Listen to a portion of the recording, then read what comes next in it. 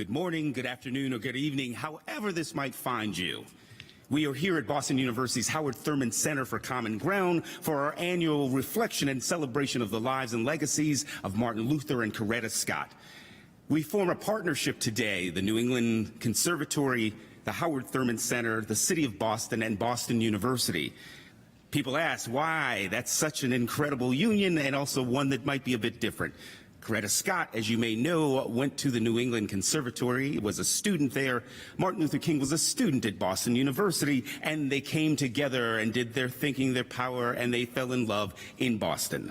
Now, this is a virtual celebration, and that means that you might hear a few snaps and claps, applause, someone saying, and maybe even an amen. I want you to know that's just the cast. And not the cast, but the presenters and the crew. They are here, and it's a small number of us. We've made sure that we are all vaccinated and that we are practicing good COVID protocols to keep ourselves and each other safe. Now, let's begin. We begin with music. Samuel Coleridge Taylor wrote many settings for spirituals, his major composition being a collection of melodies, 24 of them for piano. Several of these spirituals in that collection were extracted by the composer and set for different instrumental combinations.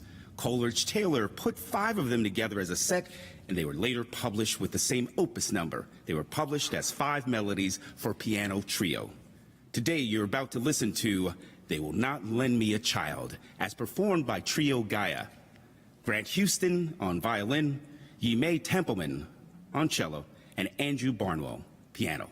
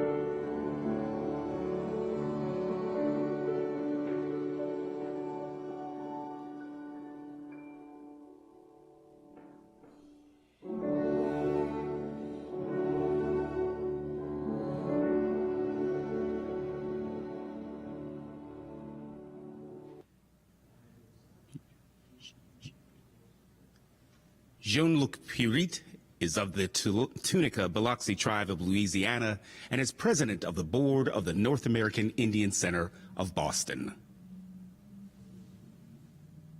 Thank you.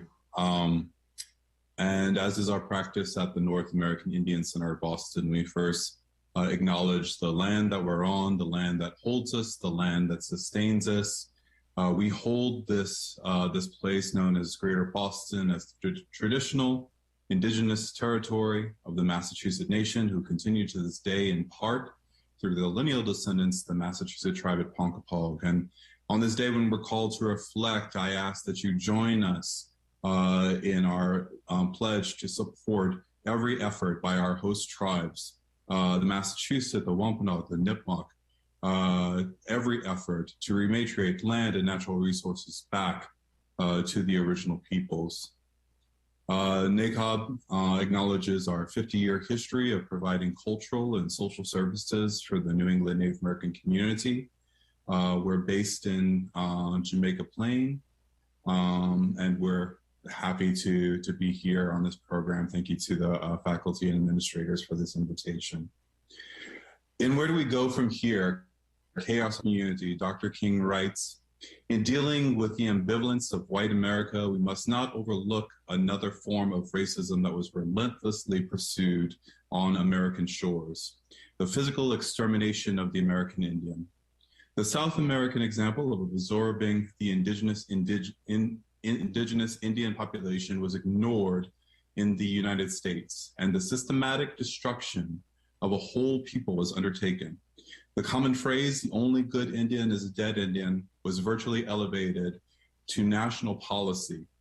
Thus, the poisoning of the American mind was accomplished not only by acts of discrimination and exploitation, but by the exaltation of murder as an expression of the courage and initiative of the pioneer. Just as a Southern culture was made to appear noble by ignoring the cruelty of slavery, the conquest of the Indian was depicted as an example of bravery and progress. While Dr. King quotes an aphorism commonly attributed to Union General Philip Henry Sheridan, we see similar lines of thinking in Sheridan's contemporaries. Francis Amasa Walker, third president of MIT, previously served as the Commissioner of Indian Affairs for the United States of America, and saw indigenous people as an obstacle to national progress. In Walker's Indian Question, he advocated for the forceful removal of indigenous nations and confinement on reservations. This echoes to the deeper roots of public policy here in New England and the confinement of indigenous nations on praying towns which surrounded Boston during the King Philip's War. Brigadier General Richard Henry Pratt, who is credited for the first recorded use of the word racism to critique the segregation of indigenous peoples on reservations, also birthed the ethos of the Carlisle Indian Industrial School, which was, quote, kill the Indian, save the man. Our collective war on poverty is thus exemplified by indigenous resistance to systemic oppression and genocide. Within that historical context, NACOB continues our own programs and prospects to enhance the quality of life for New England Native American community. Once estimated as a population of 35 to 50,000, we are now over 94,000 strong in Massachusetts, thanks in part to grassroots campaigns such as our push for Census 2020. And while there is no Indigenous representation on Beacon Hill, we continue to promote civic engagement through Get Out the Vote efforts and advocacy for the Massachusetts Indigenous Legislative Agenda. Within that agenda, we advocate for public policy facing education for our community members through anti-racism and Native history included within public school curriculums, and a state-level commission on the educational outcomes for American Indians and Alaska Natives here within Massachusetts. Finally, as there is no environmental justice without Indigenous peoples, there must also be no Green New Deal without jobs and economic development for Native Americans. We remain in solidarity with our partners in the Black Mass Coalition and the New Democracy Coalition pushing for voting rights and reparations.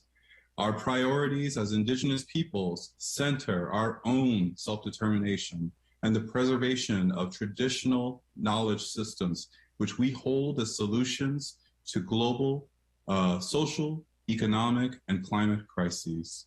Tikach, thank you. Catherine Kennedy is director of Boston University's Howard Thurman Center for Common Ground. Good afternoon. We are humbled that we can reflect together on the life and legacy of the Reverend Dr. Martin Luther King Jr., an alumnus of Boston University and a short-term Bostonian. We also lift up the life and contributions of Coretta Scott King, an alumna of the New England Conservatory. Martin Luther King Jr. wrote, "Where do we go from here? Chaos or community?" During a critical time of leadership transition within the global societies and the American Black liberation struggle. In that book, Dr. King reaffirmed a certain vision for common ground. This year, we used the title of this 1967 book as our theme.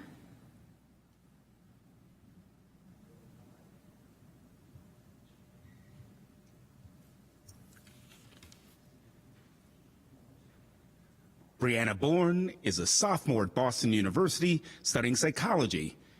Brianna was born in Dorchester and moved to Mattapan, and she is a proud graduate from the Boston Latin Academy.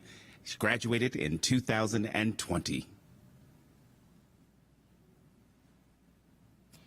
This is a passage from Chapter 6 of Martin Luther King Jr.'s Where Do We Go From Here? Chaos or Community? The oceans of history are made turbulent by the ever-rising tides of hate.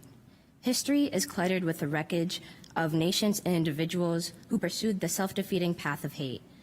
As Arnold Toynbee once said in a speech, love is the ultimate force that makes for the saving choice of life and good against the damning choice of death and evil. Therefore, the first hope in our inventory must be the hope that love is going to have the last word. We are now faced with the fact that tomorrow is today. We are confronted with the fierce urgency of now. In such unfolding conundrum of life and history, there's such a thing as being too late. Procrastination is still the thief of time. Life often leaves us standing bare, naked, and dejected with a lost opportunity. The tide in affairs of men does not remain in the flood, it ebbs. We may cry out desperately for time to pause in our passage, but time is deaf to every plea and rushes on. Over the bleached bones and jumbled residues of numerous civilians are written the pathetic words, "Too late." There is an invisible book of life that faithfully records our vigilance or our neglect. The moving finger writes, and having writ, moves on. We still have a choice today, nonviolent coexistence or violent co-annihilation. This may be mankind's last chance to choose between chaos or community.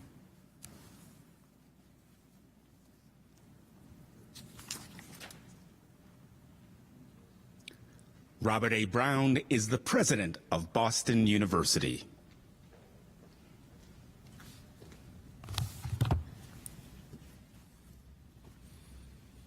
Good afternoon.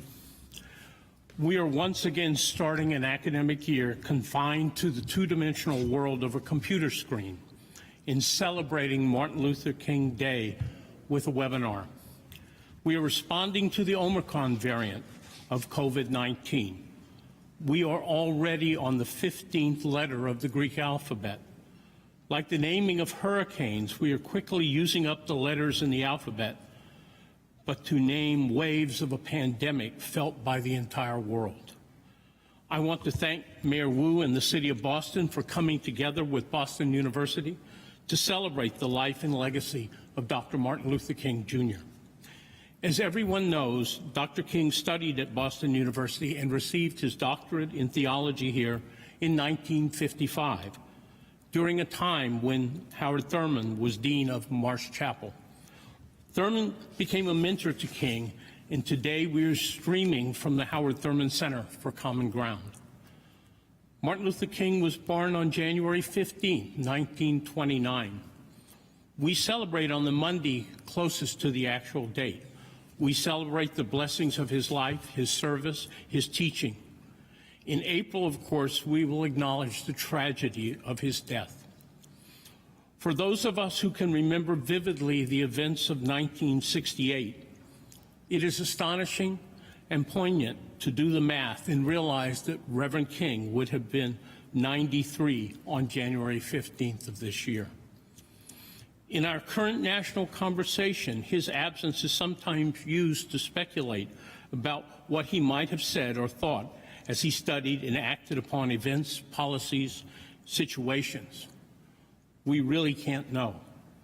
What for me is part of the tragedy of his death at the age of 39.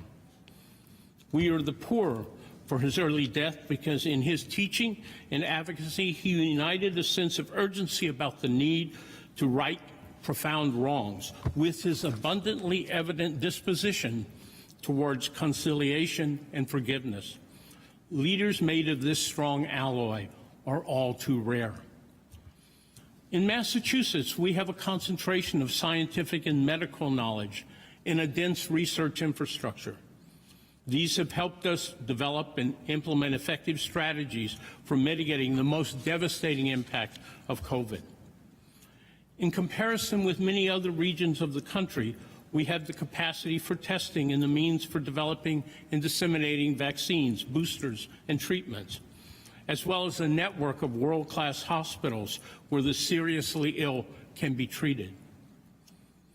Here at Boston University, I draw strength from the commitment of our students who have demonstrated great resilience and a strong desire to be part of our campus community, even with all our complicated protocols and restrictions. The sense of purpose shown by our staff and faculty also have been exemplary during a nearly 2-year ordeal of disruption, anxiety, and grief. While we have a region and community with significant advantages and means to combat the pandemic, and I believe we've made good use of these, we remain mindful that even here there are significant inequities in delivery and in outcome. This reality reminds us to look humbly and critically at our own society, both locally and more broadly, and to listen to the resounding echo of Dr. King's powerful immortal voice to teach us to be steadfast and serious as we address inequities in healthcare, education, and economic condition, and recalling his explicit message in letter from a Birmingham jail, be impatient. The good news, I believe, is that we have reached a point in time when the evident and rich diversity of peoples in our communities, whether the city of Boston, Boston University, or our country, has changed the equation. It has compelled us to intensify our efforts and has made more urgent our drive for equity and inclusion for all, finding common ground, as our chaplain Howard Thurman put it, on which to build a better country. On the Boston University campus, we try to be intentional in connecting our community of students, staff, and scholars so that everyone is heard and valued. Having these conversations is hard and sometimes painful work. We must acknowledge that these conversations will share perspectives and positions that may be unfamiliar to many and uncomfortable to others. We must embrace these conversations and from them create the sense of shared purpose we need to build a community in which everyone belongs. Howard Thurman, the namesake of this center, agreed with this approach, but expressed it slightly differently when he said, "Meaningful and creative shared experiences between people can be more compelling than all of the faiths, fears, concepts, and ideologies that separate them. And if these experiences can be multiplied and sustained over a sufficient duration of time, then any barrier that separates one person from another can be undermined and eliminated." Because we proudly and actively celebrate Dr. King's ties to Boston University, we have a special obligation to stay the course in living up to his example, heeding his teachings, and thereby ensuring that his sacrifice was not in vain.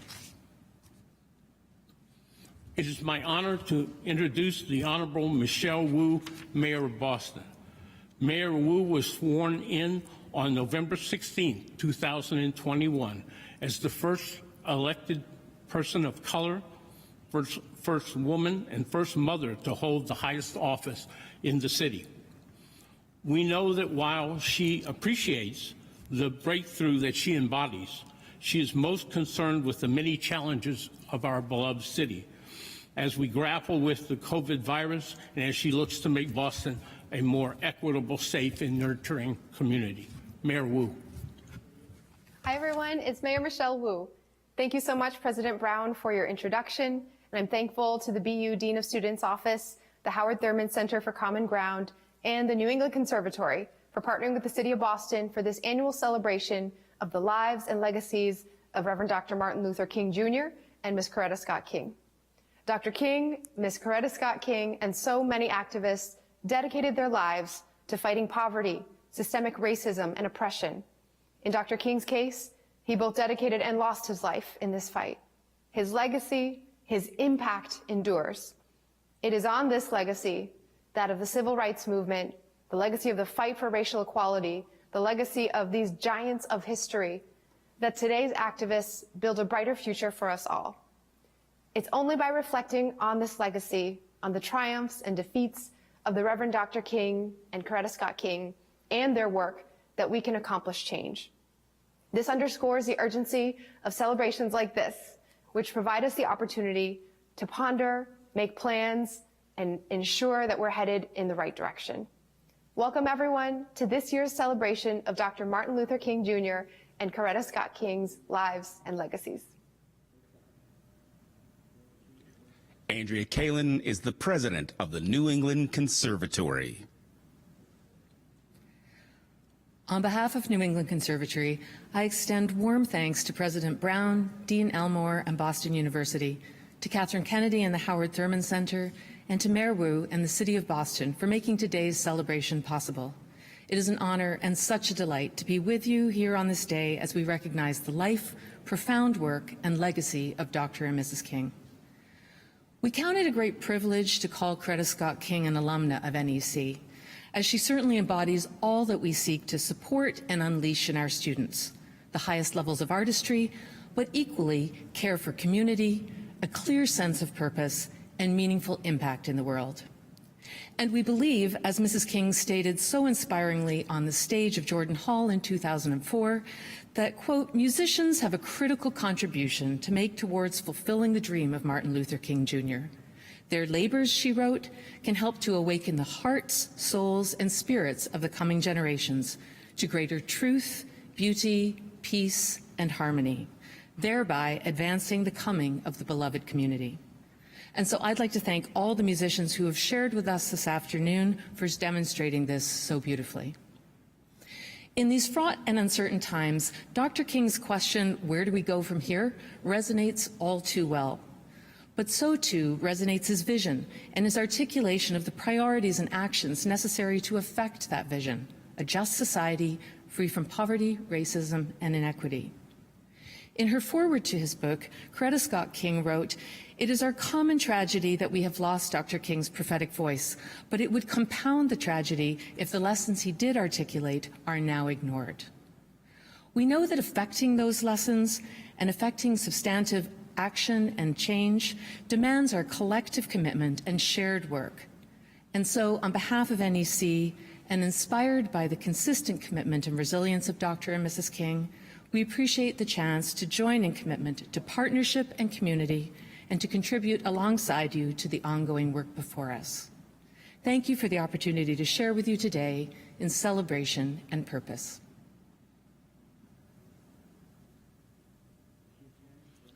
When you are forced to leave your country in order to survive, when the people of your country are completely divided, when your country has been destroyed by a natural disaster, a human disaster, is home still home? Alison Loggins Hall's Homeland is a work for solo flute that questions the meaning of home when it is in political turmoil, devastated by natural disaster or a human disaster.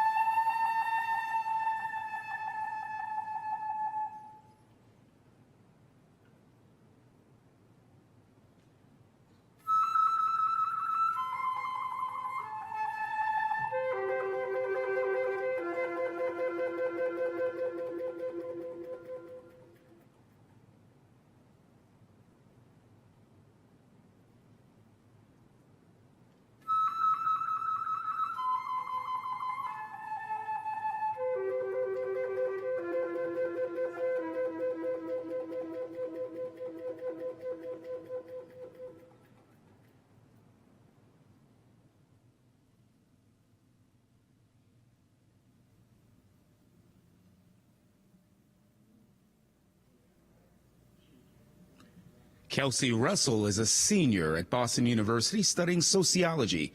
Kelsey is also a member of Coretta Scott's sorority, Alpha Kappa Alpha Sorority Incorporated. A dedicated public servant and community leader, Tanisha M. Sullivan, an attorney, is serving her third term as president of the NAACP Boston branch. Locally, branches are operated by volunteers, making the NAACP Boston branch one of the largest volunteer-operated organizations in Massachusetts. The NAACP Boston branch is a leading community voice on issues of racial justice, equity, and inclusion in education, economic opportunity, health, public safety, and voting rights. With over 20 years of experience in the life sciences industry, Ms. Sullivan is an associate general counsel with the local biotech and is representative in CEO Action for Racial Equity. Dr. Celia Grundy, a feminist sociologist of race and ethnicity, and assistant professor of sociology, African American studies, and women's gender studies at Boston University. Her research to date has focused upon formations and ideologies of gender and racialization within Black middle class, specifically men. Her current book, Respectable: Politics and Paradox in Making the Morehouse Man, is forthcoming with the University of California Press. And as a student, I can attest to Professor Grundy's impact across campus. Tanisha Sullivan, it's really a pleasure to have you here and to hear the thoughts of someone who's really doing the work in this community, both locally and nationally. I wanted to start off asking you some questions. I wanted to start with what seems to be the most urgent political question in this moment, and that's regarding the full-out assault on democratic governance that this country has seen since the '65 Voting Rights Act that Dr. King so strategically urged, if not forced, LBJ into signing. So in the past year alone, 19 states have passed 34 laws that have made it harder to vote. Obviously, the 2020 election focused a lot of our attention on the get out the vote strategies, which have long been one tool in the arsenal of the movement and the NAACP. But what do you think is less understood by the public about the multifaceted, multi-level playbook in this attack, in which districts themselves are being drastically redrawn and Black voting power thus drastically diluted? And with that, what do you fear are some of the immediate and long-term consequences that voters of color, in the case of this state, in the case of Georgia, who make up their largest new population of voters, are feeling with these impacts of redistricting? Well, first, Dr. Grundy, thank you so much for facilitating this conversation, and I hope that it will be a conversation. I also want to thank the entire BU community for ensuring that we have an opportunity to have this conversation and to focus on really the urgent issue of the moment. And I deeply appreciate how we have brought into this conversation Coretta Scott King through the New England Conservatory of Music. I think it is important for us to lift up both Kings, Absolutely. Of course, but recognizing in this moment really the work and the word of Dr. King as it relates to our democracy. When in reflecting on so many of his speeches and so much of his work, really it was all about freedom. Right? It was all about our liberty. It was all about equality. That's really the manifestation of the dream. And when we understand the critical role, the foundational role that a full democracy plays in that, then it's easy, one, for us to understand that we still have a lot of work to do.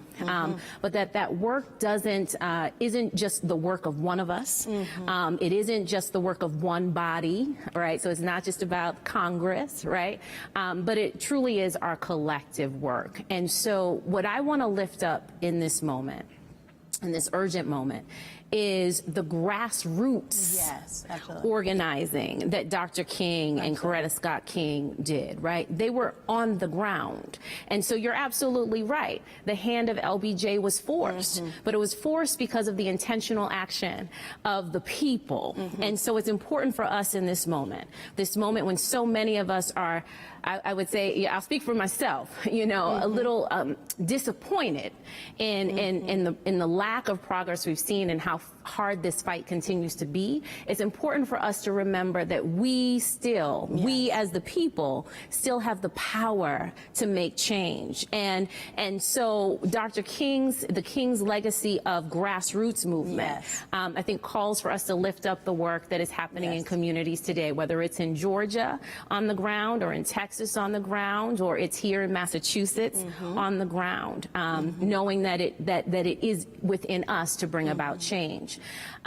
You know, that said, again, we are in an urgent moment. And what is deeply unfortunate in this moment is that a core principle of our democracy, voting, has become such a partisan and divisive issue that it has become weaponized, right? Access to the ballot box has become weaponized in a way that many of us would hope that we would not be seeing in 2022. But the reality of the situation, when we look at this from a historical perspective, is that there has always been an understanding in this country of how critically important that right to vote is, not just as an act on a single day, but because of the impact that vote can have. It is the power to choose our representation. It is the power to choose our representation that therefore has a role in determining what happens in our own backyards, what happens in our neighborhoods and in our communities every day. And so through the policy decisions that our elected officials make, elected and appointed officials make. And so in this moment, there is no more important issue than, yes, securing and protecting and expanding our voting rights, but also I think it's critically important in this moment that we are intentional about helping each of us, each of our neighbors, understand what it means to fully participate in our democracy. It's more than just casting a ballot. It is active engagement in our government. Yes, absolutely. You know, I apologize to our viewers. I misspoke. I said 19 of 34 states. I meant 19 states passed 34 laws. I'm sorry. But, you know, when you bring up that moment of grassroots, that point of grassroots, it reminds me of Fannie Lou Hamer, this importance of not making King an isolated feature. Fannie Lou Hamer gets no more grassroots than a black woman sharecropper who is so powerful in the movement that as she's at the DNC, at their convention, LBJ makes a broadcast from the White House about like announcing the birthday of a custodian or something, just to take the cameras away from her. I want to follow up though with what we know about this issue, and much of it is focused understandably on GOP-controlled states. But what would you say to those who think that this issue was a far concern to blue state legislative policies and practices like we have in this region? So, for example, Boston remains the only large city in the Northeast and one of the few in the country that has not had an era of political control that wasn't white dominated. That can change, but we certainly haven't had it yet. Look, I think it is important for us to be mindful that this isn't about red states and blue states, right? I know that we say that, right? We say, it's not red states, but truly, it is not. This is not about the GOP or the DNC, okay? This truly is about who we are, who we want to be as a country. What values do we want to not just say, but what values do we want to actualize? Not just for black folks, not just for white folks, not just for the Latinx community or the AAPI community or our indigenous community, not just for the wealthy or the working class. Understanding that it is for not just for any particular demographic group, but for all of us. And so the fact of the matter is that while our focus has been primarily on those states that have been actively engaged in voter suppression, over the past year and a half, well, since the 2020 election in particular. The reality is that there is still a lot of work to do across the country in states that are democratically controlled, including here in Massachusetts. We have to be honest about that, right? And so it's not just about focusing on those states that are actively suppressing. My question is, what are we doing to actively advance? Yes, yes. Okay? Because if we're staying in the same place, we too are not doing the work necessary for us all to realize a full democracy. I also, I wanna go back to your point about Fannie Lou Hamer. Because what it speaks to, and it speaks to a lot, certainly speaks to the focus and the determination of so many people who who consistently had hope and belief in what was possible, who consistently had hope and belief in the realization of true equality and freedom and justice in this country. And that hope and belief were not just ideals, they were action words. Yes. Okay, Yes. and I think that's critically important in this moment as well, because we can become so disillusioned by what we're seeing that we become disengaged. And part of the message that I want to share today is that we cannot become disengaged. It is a tactic. It is a tactic, right, to distract. And so when LBJ turns the attention, or attempts to turn the attention from Fannie Lou Hamer, that's a tactic. Yeah. Right? And we're seeing tactics today that are designed to distract and distort and keep us from what is really on the line. And that is the full participation of all of us in our democracy. And so I would say that when it comes to this idea that it's only, you know, the GOP, or it's only one party that is at fault, you know, the reality is we have some Democrats in the Senate right now who are making a very intentional decision, knowing the impact of that decision,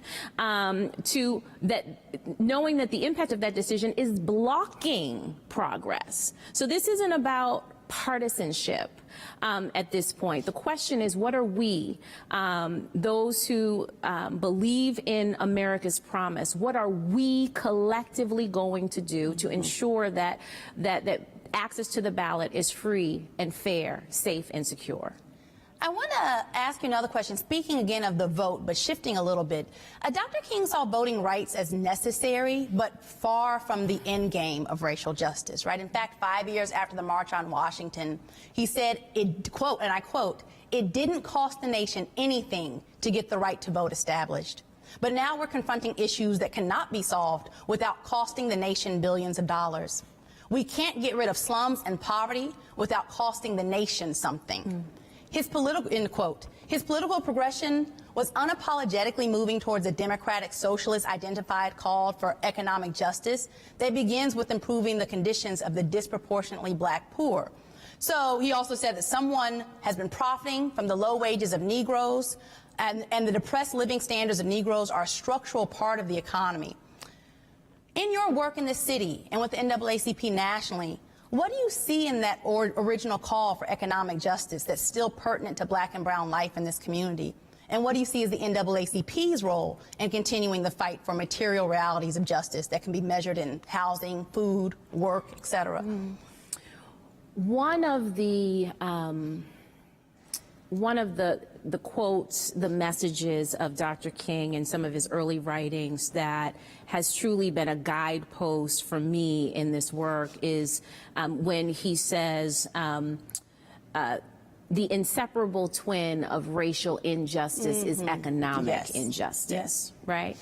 And so, therefore, the inseparable twin of racial justice is economic justice. You can't have one without the other, right? And so I think that is important for us to remember for two reasons. One, because just on its face, and understanding that that part of the work toward racial justice it requires that there be economic opportunity for all people.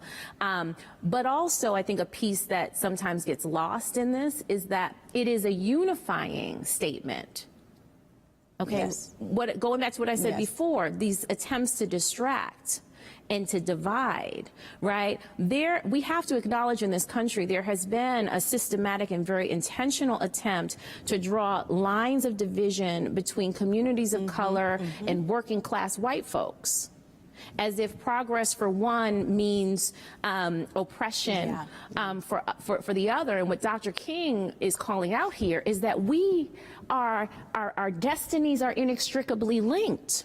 Yeah. And so it is to say that that the struggle of working class folks, regardless of race or ethnicity, is the struggle of people of color writ large, Yes. right? And vice versa. Yeah.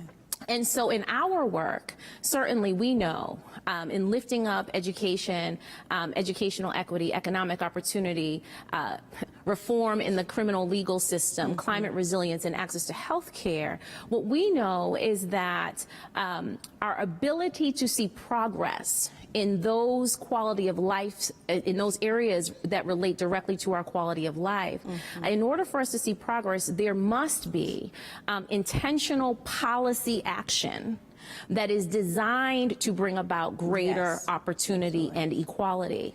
And that oftentimes comes through who is sitting in decision-making seats, who we elect to office. And that then ties back to why it is so important that we have fair access to the ballot box for all. When the people have the opportunity to choose who their representatives are, to choose those individuals who will make the decisions that will have an impact on our lives every day, that is realizing America's promise. And that is what we're fighting for when it comes to voting rights and access today. Absolutely. You know, and bringing that question to Boston, you know, as a transplant here, one of the first things I observed was that Boston was one of these few cities that after MLK's assassination didn't have this surge of black municipal power, political power. And to your point, Boston, you know, about the economic coalitions, Boston's also a city that has retained a historically white working class, and that these economic issues should have been sort of transferable. What do you think it has cost the city in terms of its marginalized populations that we haven't seen that era of post-MLK changes to governance, to city hall, to courts, et cetera, that other cities seem to have gotten? I believe we're getting there. I think we are in that moment right now here in the city of Boston, you know, certainly ushered in by the election of Ayanna Pressley in 2009 to our city council when she was the first woman of color to ever be elected to sit on that body. And now we have, we've seen women of color serve as president of that body. We now have the most racially and ethnically diverse city council ever. And we have elected our first woman mayor and mayor of color elected. And so I do believe that we are in that moment now. I see. We just got to it a little late.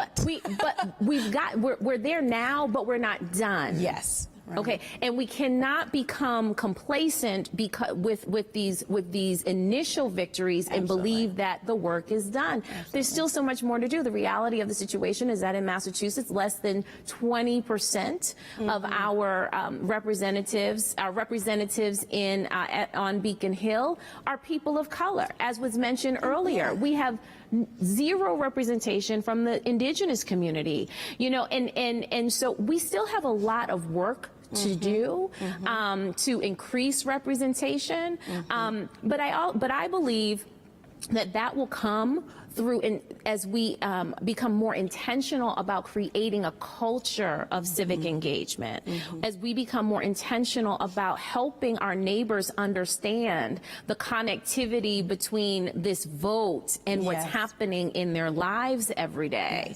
I don't know anybody who, you know, if given the opportunity to be self-determinative about what's happening in their own backyard, is not going to take that opportunity.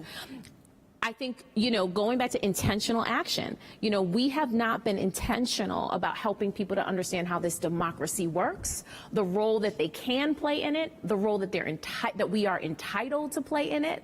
And so I believe that as we're opening up government, as we're seeing greater representation, what that will mean is that more people will begin to see themselves in government. More people will be brought into the conversation from diverse perspectives and experiences. And then we will see more. We will see more representation. We will see changes in the types of policies that are debated and advanced. We have just a couple minutes left.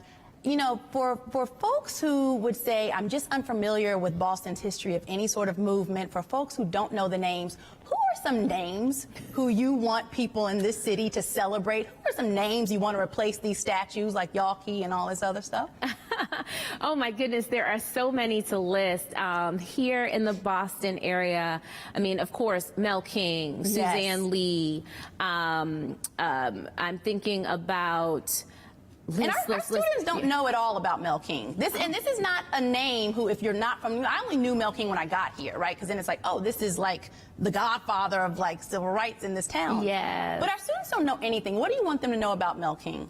Well, I think one of the things that's important to know about Mel King and Suzanne Lee and Felix Arroyo and Bruce Bowling and my list, I'm like, let me just run them all down. One of the things that's important to know about them is that long before, long before the coalition building became like the thing, these leaders were coalition building and understanding that our destinies are inextricably linked, and they were intentional about being in community to help us all to understand our power, but also how to use our power. Absolutely. Thank you for that. I think we have only a few seconds left. I really want to thank you for this conversation. This was just really great for us, great for our students and our community. And I love that we have you here in this city giving the good fight. Oh, so, thank you so much, Saida. This is wonderful. Absolutely. It's been a pleasure. Yes.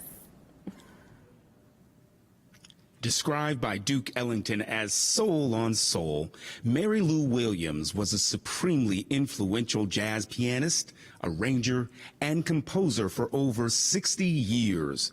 This is Mary Lou Williams's Walking and Swingin', performed by the New England Conservatory Jazz Orchestra. Ken Shaphorse, conductor.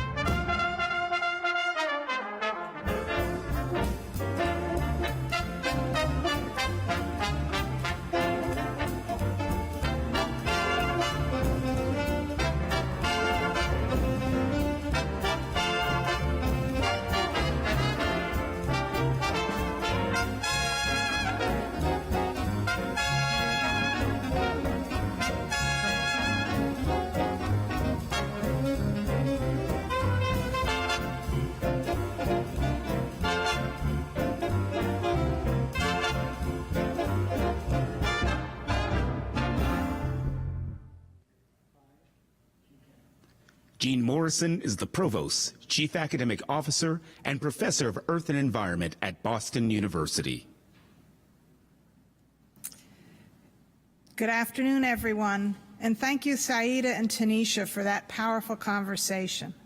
On behalf of the entire Boston University community, I want to thank the City of Boston, Mayor Wu, the Howard Thurman Center, the New England Conservatory, the Inner Strength Gospel Choir, and of course, Dean Elmore and his terrific team in the Dean of Students Office for working together to make today's event possible. It's been an exceptional program today, and its quality speaks to the commitment of so many to honor Dr. and Mrs. King's memory and the ideals for which they stood so fearlessly throughout their lives.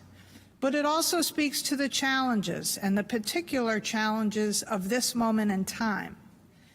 The conversation Professor Grundy and Ms. Sullivan led speaks explicitly to the crossroads we continue to face as a nation and the difficult questions we all must tackle directly, honestly, and together if we are to move forward to create a truly multiracial democracy. Reflecting on Dr. King's chaos or community, I'm particularly struck by a portion of the passage that Brianna read so eloquently earlier. Quote, "We are now faced with the fact that tomorrow is today. We are confronted with the fierce urgency of now. In this unfolding conundrum of life and history, there is such a thing as being too late." End quote. There is a particular potency to those words when we remember that Dr. King wrote them 55 years ago. If the urgency was fierce in 1967, are we in 2022 too late? While we should and do grieve the many issues that have not been resolved since Dr. King's death, we must be concerned about whether we are too late, and we must translate that concern into continued efforts to fight to right those wrongs and strive for the community that Dr. King described. At Boston University, we're working toward this end. We see it in the writing and teaching and efforts of gifted scholars across our campuses who, like Professor Grundy, are committed to furthering that mission, unearthing new truths, and sparking important, often challenging conversations. We see it in the vital role that our libraries' archives play in preserving and promoting the wisdom and writings of Dr. King and Dr. Howard Thurman, among other critical leaders along this journey, for future generations. We see it in the daily, vibrant hum of activity in this beautiful Howard Thurman Center as a space for community building through meaningful and creative shared experiences and difficult conversations. We see it in the advocacy, activism, and the voices of our amazing students, like Brianna and Kelsey, who hold us accountable and remind us that we are in good hands with the coming generation of leaders. We see it in the commitments the university is making through the 2030 Strategic Plan, which identifies diversity, equity, and inclusion, as well as community and inclusion, as two of the university's central pillars over the next 10 years. We see it in the groundbreaking work being done by Professor Ibram X. Kendi and his talented team at the BU Center for Anti-Racist Research to place issues of systemic racism and inequity at the forefront of our national conversation. And finally, we see it in partnerships with colleagues and organizations across the city of Boston with whom we work to collectively change the future of the city. Real progress, Dr. Thurman would say, is hard work. It comes out of building alliances, letting your guard down, and finding areas of shared passion and experience. In reflecting on this day and those of us gathered here today, both as part of the program in person and those listening in online, I'm both heartened by how far we have come, but also aware of how far we have to go. And we commit to that work. So thanks again to all of our speakers today for your words of inspiration and for the important work you are doing in our community.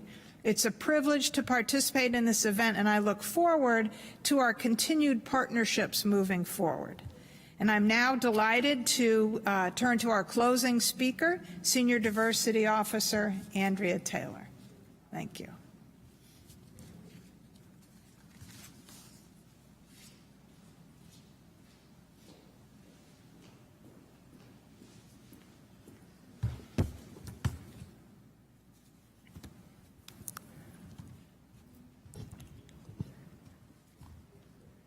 Thank you and good afternoon. I'm delighted to join these distinguished Bostonians to commemorate the 93rd birthday of Reverend Dr. Martin Luther King that had its first national holiday observance on January 20th, 1986. Though an assassin cut his life short at age 39, his empowering legacy endures. More than 50 years later, his message of love, struggle, justice, and hope for an equitable world continues to inspire present and future generations. Today, in unprecedented circumstances, the nation and the world is searching for wisdom and consensus regarding where do we want to go from here. Happy birthday, Dr. King, from a fellow Capricorn and a Boston University alum who had the privilege of meeting you up close and personal as a teenager during your visit to the First Baptist Church in Charleston, West Virginia on January 17, 1960. I distinctly recall the opportunity to greet him as he whisked from his car to the pulpit that day by my grandfather and other members of the deacon board. I have vivid memories of that brief encounter as an adolescent trying to make sense of the world. Parenthetically, Dr. King's visit to the First Baptist Church occurred just 2 days after his 31st birthday, and the announcement of plans for his imminent departure from the ministry at Dexter Avenue Baptist Church in Montgomery, Alabama, to devote more time to the national civil rights movement. Retrospectively, we know that Dr. King would have only 8 more years to organize, inspire, and advocate for justice, equality, and change in our society. 3 years later, I was among the 250,000 foot soldiers at the March on Washington for Jobs and Freedom, where Americans were challenged to make Dr. King's dream a reality as the nation would judge and urging the nation to judge individuals by the content of their character and not the color of their skin. It was a transformative experience that inspired a generation to take up the mantle of civil rights and social justice that continues to this day. My final encounter with Dr. King occurred 3 years later on February 23, 1968, during a centennial birthday celebration and fundraiser honoring Dr. W.E.B. Du Bois posthumously at Carnegie Hall in New York City, hosted by artist Harry Belafonte, that featured Dr. King as the keynote speaker. Dr. King noted in his speech that Dr. Du Bois has left us, but he has not died. The spirit of freedom is not buried in the grave of the valiant. 6 weeks later, Dr. King was assassinated on a Memphis hotel balcony on April the 4th, 1968. His Carnegie speech was his last major public address. Today, sadly, the nation and the world face many of the same issues that Dr. King confronted in the 1960s. Looking ahead, I'm encouraged and optimistic about the future as we see young people expressing concerns about belonging, diversity, equity, and justice, and using 21st century tools and skills to address contemporary challenges. Those who tune in to Dr. King's message may be surprised to learn that his vision remains powerful and relevant today. For example, he spoke eloquently 50 years ago about the two Americas that we live in, an island of poverty amidst a sea of plenty. The global pandemic has put a glaring spotlight on these disparities that undermine our successes. His ideas, for example, about universal income distribution and notions about guaranteed income for underserved Americans are currently part of the policy debates in the nation's capital. Voting is urgent at this moment, and young people especially, should consider running for office and getting involved. Democracy is not a spectator sport. It requires engagement and participation. I conclude my remarks with a challenge, particularly to the students of every complexion and from any country or community, to look toward their future, be mindful of your opportunity to seek solutions, and dedicate your life's work to the well-being of all, your family, your community, and all humankind. To paraphrase from his Carnegie Hall speech honoring W.E.B. Du Bois, Dr. King has left us, but he has not died. The spirit of freedom is not buried in the grave of the valiant. And remember, in the words of Dr. King, anybody can be great because everybody can serve. Thank you. You've just heard from Andrea Taylor, Senior Diversity Officer at Boston University. And now, to close us out with a unity medley, Boston University's Inner Strength Gospel Choir.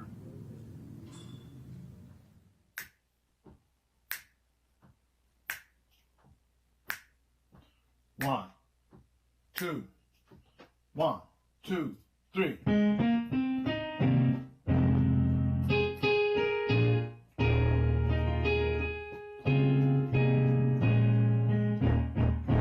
If I can help somebody as I pass along, if I can cheer somebody with a word or a song, if I can show somebody that they're traveling wrong, then my living shall not be in vain. Not be in vain. You just call out my name, and you know wherever I am, I'll come running to see you again.